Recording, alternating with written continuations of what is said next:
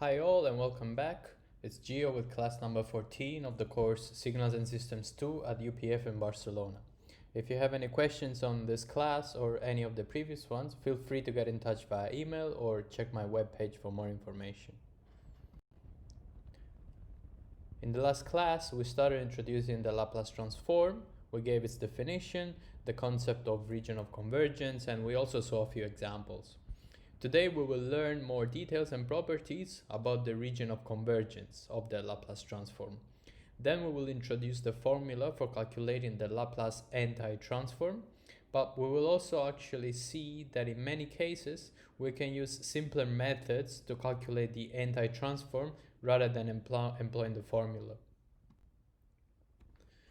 So in the previous class we saw that a complete specification of the Laplace transform requires not only the algebraic expression for x of s, but also the associated region of convergence.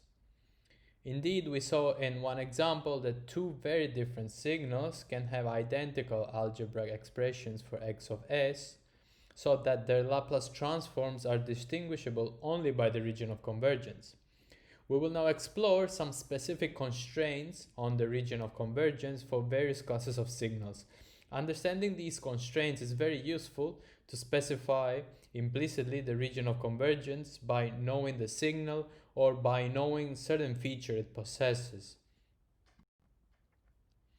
Cool. Let's recall the definition of the Laplace transform. If we have a signal x of t, then x of s is Laplace transform, equivalently written as x of sigma plus j omega, is the integral of x of t e to minus st dt. We know that we can also write this slightly differently by separating s, which is a complex variable, into sigma plus j omega. Then we can write this as the Fourier transform of x of t times e to minus sigma t. So we see that for this to converge, the term in the square brackets x of t e to minus sigma t needs to admit a Fourier transform, or needs to be equivalently needs to be absolutely integrable. So it's the value of sigma that decides when this occurs. That's why the region of convergence is always specified as a function of sigma. So we would want sigma to be larger than a certain number, smaller than a certain number, etc. Let's see it more concretely. So one first property is that the region of convergence, or ROC, consists of strips parallel to the j omega axis. So if we imagine the complex plane for the variable s, where on the horizontal axis we have the real part and on the vertical axis we have the imaginary part, the j omega axis is the imaginary axis for real part equals 0, so for sigma equals 0. We will see this in figures to clarify it, but for now let's understand that the region of convergence always consists of vertical strips. This is because, as I just said, convergence of the Laplace transform only depends on sigma, the real part of S. This is why the region of convergence consists of vertical strips. A second important property is that for a rational Laplace transform, the region of convergence does not contain poles. The reason for this is that a pole is a root of the denominator of a rational Laplace transform.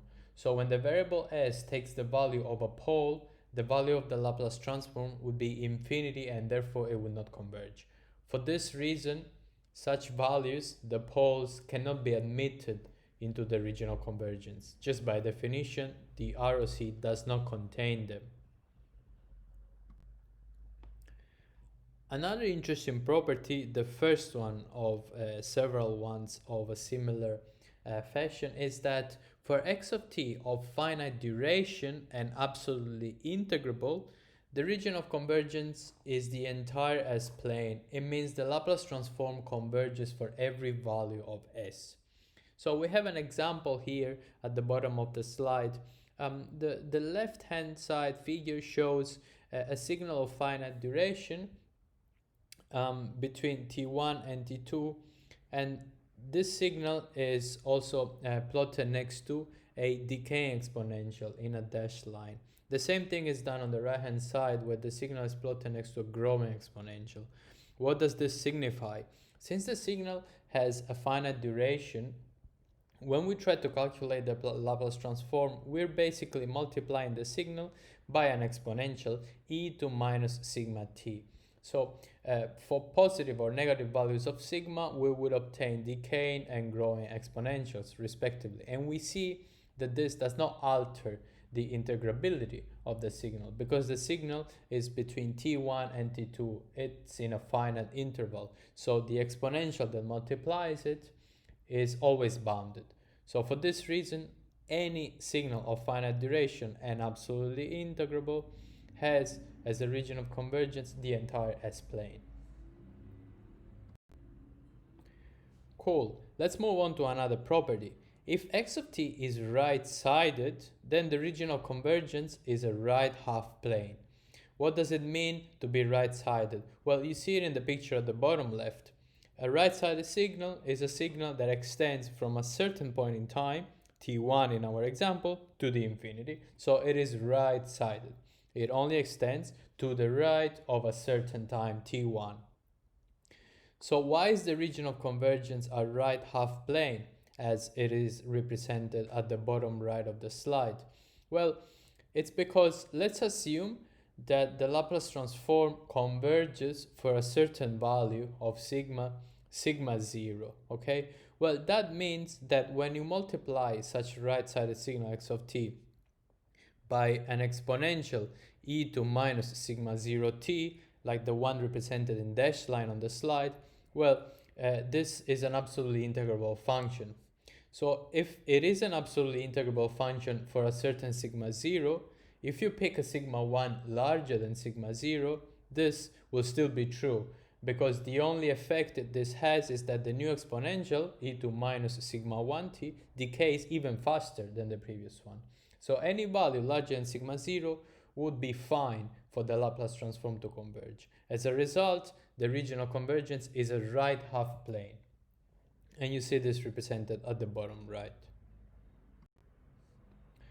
In a very similar manner, it is possible to argue and demonstrate that if a signal x of t is left-sided, then the region of convergence is a left half plane.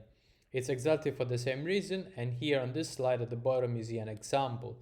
The example shows a signal x of t that goes from minus infinity to t2, and the region of convergence is to the left of a certain value of sigma, which is indicated as sigma L in this figure.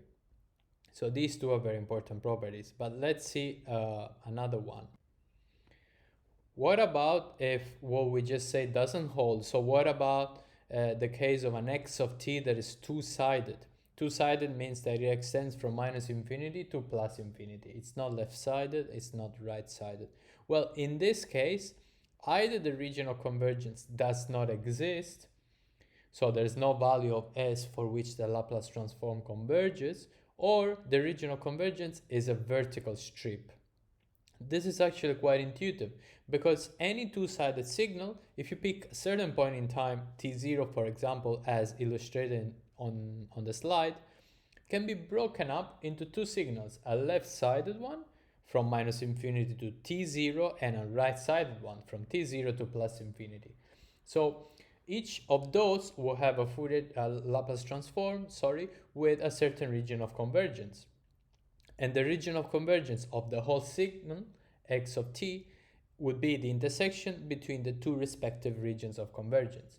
So there are only two possibilities: that such intersection is empty, or that it corresponds to a vertical strip. Why is that? Well, recall what we just learned for property number 4 and number 5. The left sided part of x of t will have a region of convergence that is a left half plane, and the right sided part of x of t from t0 to infinity will have a region of convergence that is a right half plane. So the intersection between a left half plane and a right half plane can only be a vertical strip or being empty. You see this represented at the bottom right. In this case, it's a vertical strip because the two regions of convergence which are respectively one to the left of sigma L and one to the right of sigma R, do intersect, and it's not empty. Let's now see a few examples to better understand the concept of regional convergence and all these cases that we have just mentioned. So let's start by considering a signal x of t given by e to minus absolute value of b t. It is convenient to represent this signal as e to minus bt u of t plus e to bt u of minus t. The signal is represented on the right in the figure for the two different cases, when b is positive and b is negative. You see the behavior is quite different, right? Notice that this signal is two-sided. It goes from minus infinity to plus infinity. So if we want to calculate the Laplace transform and we simply apply the integral, e to minus bt u of t will yield a simple integral that can be solved as we already know, and we'll have a Laplace transform whose algebraic formula is 1 over s plus b. And the region of convergence would be a real part of s larger than minus b. That's the condition you would find for this integral to converge. Similarly, if you take the other part of the signal, e to bt u of minus t, which is the left-sided part, then the Laplace transform is 1 over s minus b for real part of s smaller than b. Then the region of convergence of the overall signal x of t clearly depends on b. It depends on the value of b, because the region of convergence of x of t would be the intersection between the regions of convergence of the two parts, the left-sided and the right-sided part. And these two do have an intersection only when b is positive. If b is negative, there is no common region of convergence for the two parts. That means the Laplace transform does not exist for any value of s. If b is positive, on the other hand, then there is such intersection. We see it represented at the bottom right of the slide. So the left-sided part of the signal has a region of convergence, which is real part of s smaller than b. And the right-sided part has a region of convergence, which is to the right of minus b. So you see there is an intersection when b is positive. So in that case, we can say that the Laplace transform of e to minus absolute value of bt is 1 over s plus b minus 1 over s minus b, which can be equivalently written as minus 2b over s squared minus b squared. And its region of convergence is for real part of s between minus b and b for b positive. Cool. Let's now see a few more properties of the region of convergence. So this is a recap. Let's see that first. It's a recap of what we have just listed. So once again, when it exists, the region of convergence can be the entire S-plane for finite length signals and absolutely integrable signals, the left half plane for left-sided signals, a right half plane for right-sided signals, and a vertical strip or nothing for two-sided signals.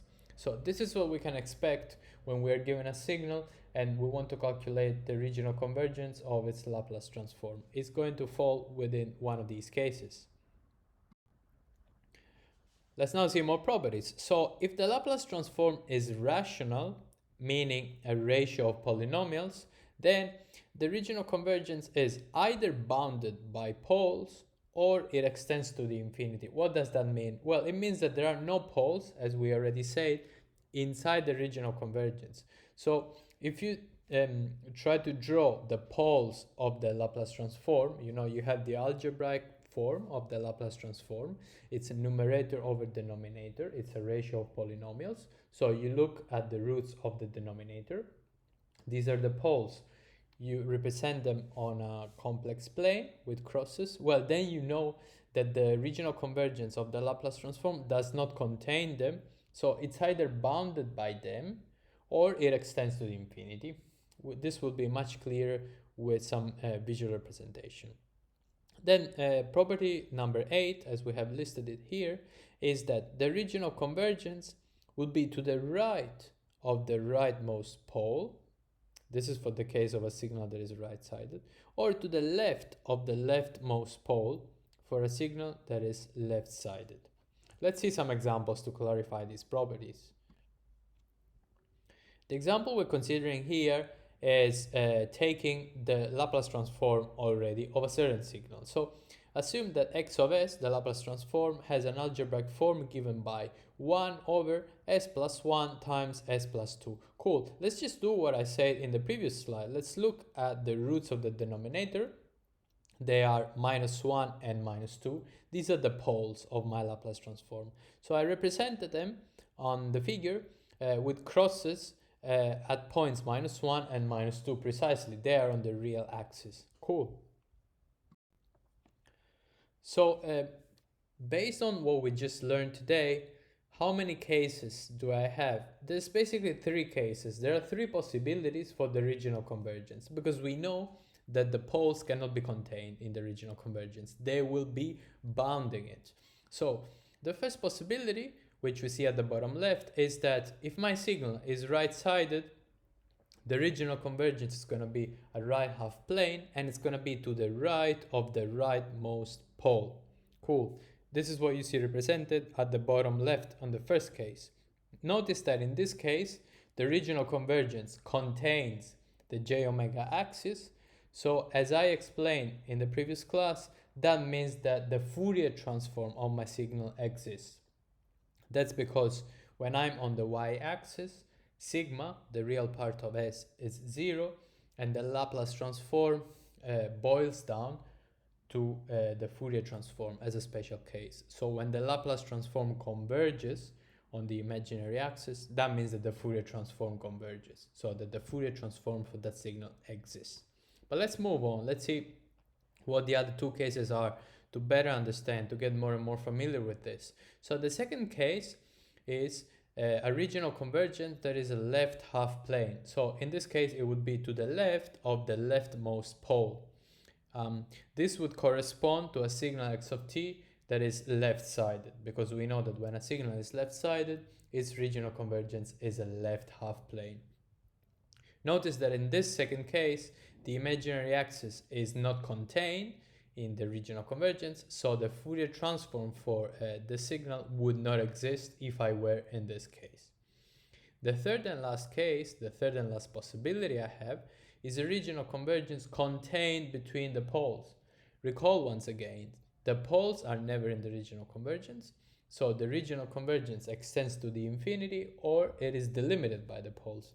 This is the case here. It's delimited by the poles, and it is therefore a vertical strip.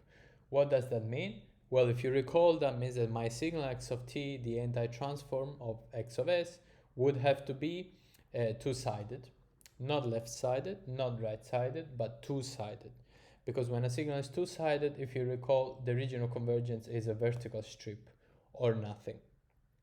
In this case, again, the j omega axis is not contained in the region of convergence, so the Fourier transform for this signal would not exist if I were in this case. Cool. Let's now introduce the inverse Laplace transform formula. So in the previous class, we discussed the interpretation of the Laplace transform of a certain signal as the Fourier transform of the same signal weighted with an exponential function, that is with s expressed with as sigma plus j omega. So we can invert that relationship and note what is written at the top of this slide.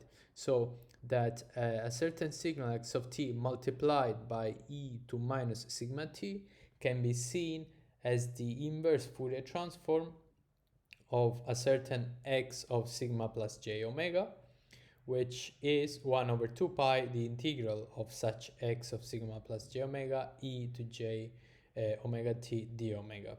So if I just do some tricks and I multiply left and right hand side of this equivalence by e to sigma t, I obtain that x of t is 1 over 2 pi the integral of x of sigma plus j omega e to sigma plus j omega t d omega.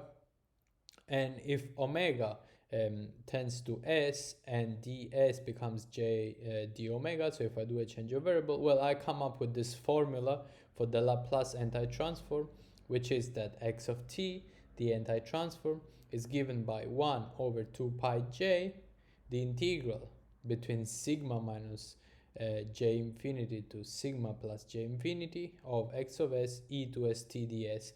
This looks similar to an Fourier anti-transform, but it has some complications. Such integral would have to be taken on a vertical line for a certain sigma contained in the region of convergence, and for omega going from minus infinity to plus infinity.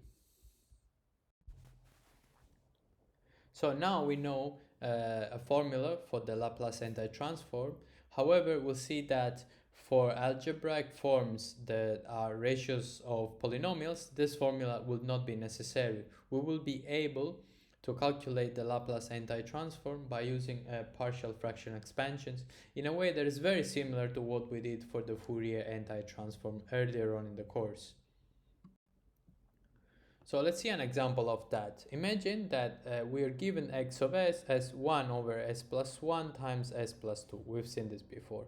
So what we do here is, if we want to calculate the anti-transform, we do a partial fraction expansions. So we write x of s as a over s plus 1 plus b over s plus 2. So we need to determine the coefficients a and b by equating this to our x of s, and through some very simple calculations, we find that a is 1 and b is minus 1. So we can write x of s as 1 over s plus 1 minus 1 over s plus 2. Very similar to what we did for the Fourier transform. Now recall that we have a few possibilities for the region of convergence. So what are these? Recall we have two poles. The two poles are in minus 1 and minus 2. So you see, out of the three figures shown on this slide, the top one shows the two poles and two vertical dashed lines. So we know that we have three possibilities for the region of convergence. It could be to the right of minus 1, to the left of minus 2, or in between. Cool. So what should we consider first? Let's start by considering the first case, which is we assume that the region of convergence is to the right of minus 1. So the real part of S is larger than minus 1, as you see written at the top right of the slide. So we see this represented on the top figure. So if the region of convergence is what we just said, it's going to be to the right of minus 1, because there's a pole in minus 1.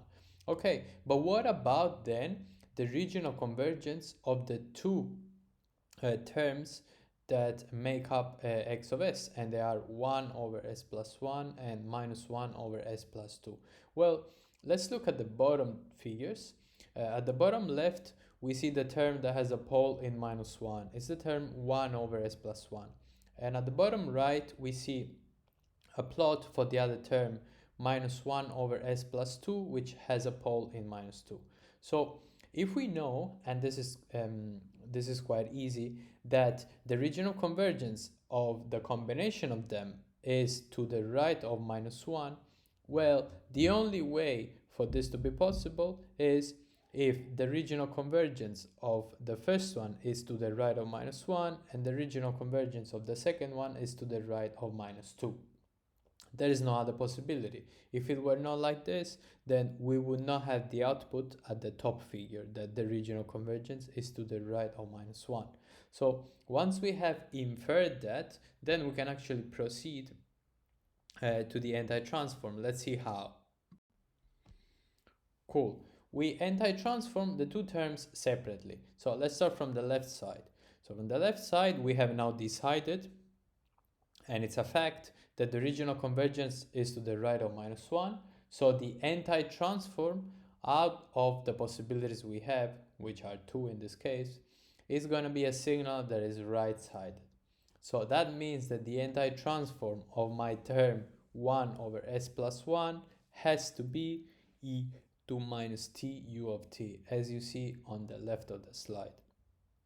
So once again, the first of the two terms gives e to minus t u of t. And why is that? Well, because the algebraic form is 1 over s plus 1 with the regional convergence that is a right half plane. Cool. Let's move on and you'll understand the other cases very soon. So something very similar occurs for the other term, which is minus 1 over s plus 2. So the term 1 over s plus 2 will need to have an anti-transform given by e to minus 2t u of t at right-sided signal. Why is that? Well, because we have inferred in the previous slide that its regional convergence is to the right of minus 2. So a right half plane, a right-sided signal. Cool. So in summary, the whole thing, x of s, the entire function, has an anti-transform given by the sum of the two terms we just found, which is e to minus t minus e to minus 2t u of t, if the regional convergence of the Laplace transform is real part of s larger than minus 1. So now we will test the other two cases. Remember, there are three possibilities. And we'll see that if we make a different assumption on the regional convergence, so not real part of s larger than minus 1, but something else out of the three possibilities, then the anti-transform we obtain is completely different. Let's do that. Let's move on to the second case. Cool. Now we have exactly the same x of s written at the top of this slide, exactly the same one, but we are assuming that the regional convergence now is real part of s smaller than minus 2. So let's look at the top figure. Again, we have the same two poles, one in minus 1 and the other one in minus 2. But now we say, okay, what if the regional convergence now is a left half plane to the left of minus 2? Well, then we can infer that the regions of convergence of the two individual terms that make up x of s both have to be left half planes. So the first one at the bottom left will have to be real part of s smaller than minus 1, and the second one at the bottom right will have to be real part of s smaller than minus 2. If it were not like this, then their intersection would not give me real part of s smaller than minus 2 for the overall Laplace transform, which is what I have just assumed. Cool. Since we have now inferred the regions of convergence of each of the two terms that makes x of s, we can proceed to anti-transform them individually, as we did in the first case, and then combine the anti-transforms to get the anti-transform of x of s. Let's do that. Cool. Let's start from the left side. So the term 1 over s plus 1, assuming that the regional convergence is now real part of s smaller than minus 1, will have an anti-transform which has to be a left-sided signal. And such left-sided signal has to be minus e to minus t u of minus t. How do I know this? Well, this is a well-known Laplace transform pair. If you try to transform the signal, which we have done in a previous class, you obtain exactly 1 over s plus 1 with regional convergence sigma smaller than minus 1. So the same thing occurs for the right part of the slide. So the second term, the 1 over s plus 2, if the region of convergence is, as we have inferred for this case, a left half plane, has an anti-transform given by minus e to minus 2t u of minus t. Again, a left-sided signal. So this is exactly for the same reason. Now let's combine them to get the overall anti-Laplace transform.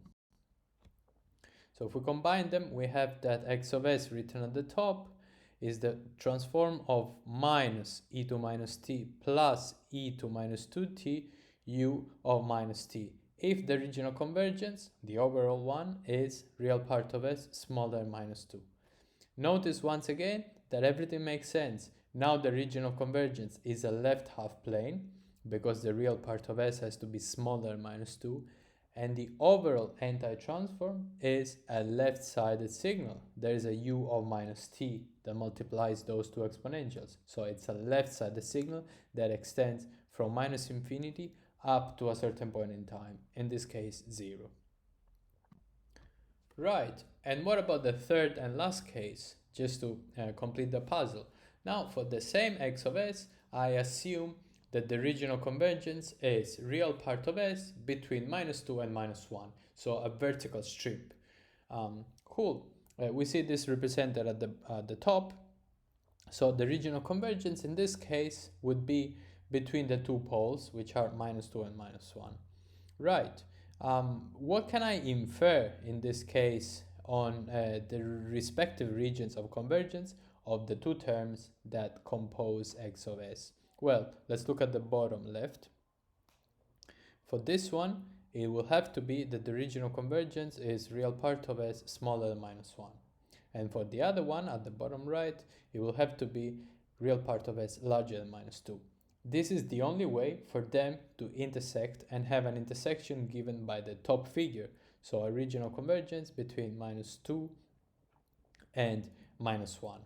Right, so now that once again, and we should be familiar with the method by now, now that we have inferred the regions of convergence respectively of 1 over s plus 1 and 1 over s plus 2, again we anti-transform them individually and we put together the two transforms. Let's do that.